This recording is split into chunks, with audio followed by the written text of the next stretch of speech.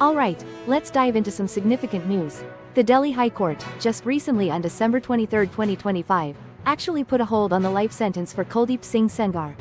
Remember him? He's the former BJP MLA who was convicted in that horrific 2017 Unnao rape case.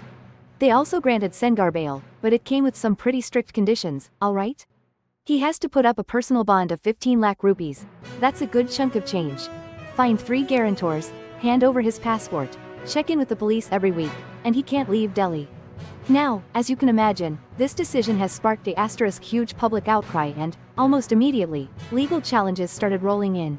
Just 2 days later, on December 25, 2 lawyers actually took this straight to the Supreme Court. They're arguing that the High Court's order really undermines, or basically messes with, the whole integrity of our criminal justice system. And it's not just them, even the CBI, the Central Bureau of Investigation, has said they're going to appeal this suspension.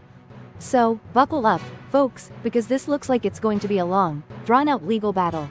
Now, this whole decision to pause Sengar's sentence, coming as it does in a super high-profile case that really grabbed national headlines and brought issues of judicial fairness and protecting sexual assault victims to the forefront. Well, it's certainly put a huge spotlight on the Indian judiciary. And, let's be honest, it's also making people question how much political power might be influencing legal proceedings. Alright, let's talk about Kuldeep Singh Sengar. He's that expelled BJP leader, a former MLA from Unnao in Uttar Pradesh. Back in December 2019, a Delhi trial court slapped him with a life imprisonment sentence. Why? Because he was found guilty of raping a minor. This wasn't just a regular charge, it was under Section 5 of the POCSO Act for aggravated sexual assault, plus Section 5C because he was seen as a public servant. On top of that, he had to pay a whopping 25 lakh rupee fine. And when they say life imprisonment, they really meant it, for the rest of his natural life. Now, Sengar has already spent more than 7 years and 5 months behind bars. But here's the twist. The Delhi High Court, specifically a division bench with Justices Subramaniam Prasad and Harish Vaidyanathan Shankar, looked at his appeal. And they basically said, hold on a minute. They ruled that Sengar, as a legislator, doesn't actually count as a public servant, under IPC Section 21, at least not on first glance. So, what this means is, according to them, legislators aren't really in government service or pay. They even brought up some Supreme Court rulings to back this up. Basically, they're pushing back against how the trial court had previously defined public servant, based on the Prevention of Corruption Act, saying it was too broad. Now, there's a second related appeal still waiting for a decision. But for the time being, Sengar isn't going anywhere, he's staying in jail. So, the Unnao rape case? It's been a massive conversation starter across India ever since 2017.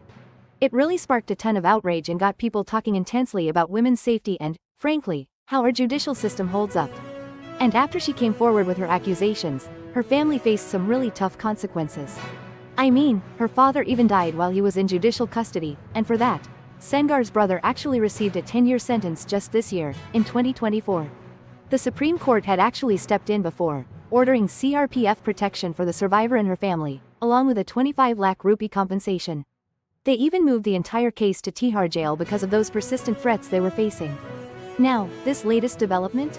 It just brings back all those painful memories from when this whole thing first blew up. Back then, we saw huge protests at India Gate, and there was a lot of chatter about the sheer hypocrisy of campaigns like, Beti Bachao Beti Padhao, you know, save girl, educate girl. Honestly, this case has consistently shown a really harsh light on the massive challenges victims face, especially when powerful political figures are involved. It really makes you wonder about how effective our legal protections actually are, and just how fast justice can truly be served. The Delhi High Court's decision to suspend Sengar's sentence? Yeah, that's just further chipped away at public trust in India's justice system and whether our women's safety laws are really strong enough. Critics are already jumping on this, saying the ruling just screams political influence in big-deal rape cases, especially with Sengar's old ties to the BJP. This whole thing just makes those hypocrisy claims even louder against the government's efforts to protect women and girls, you know? And watch out, this backlash could totally spark renewed protests, just like we saw for the Unnao rape survivor and those bigger women's rights movements that shook Delhi. Honestly, events like these could really hurt India's standing on the global stage when it comes to gender violence and human rights. Now, that legal interpretation around POCSO's Section 5C, specifically who counts as a public servant, that's definitely going to get a really close look in the upcoming CBI and Supreme Court appeals. It's basically going to test how far these appellate suspension rules can stretch, and how courts actually weigh things like time served against the sheer seriousness of the crime and, crucially, the survivor's safety. So, looking ahead, this legal battle? Oh, it's far from over. The Central Bureau of Investigation has confirmed they're planning to appeal the Delhi High Court's order all the way up to the Supreme Court. And with private lawyers already filing their own petitions, you can bet this whole decision is going to stay under the microscope. This entire court process is really going to put those established rules about suspending sentences on appeal to the test.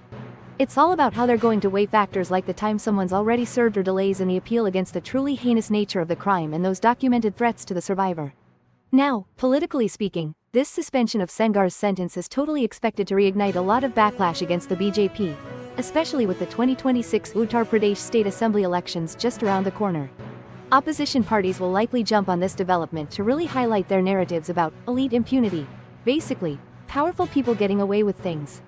They'll probably compare it to other big, high-profile bail cases too. This controversy is also likely to spark calls for reforms in how agencies like the CBI and the National Commission for Women, NCW, handle cases involving political figures. And let's not forget, the survivor's security, even with their existing CRPF protection, is still incredibly precarious and remains a critical concern.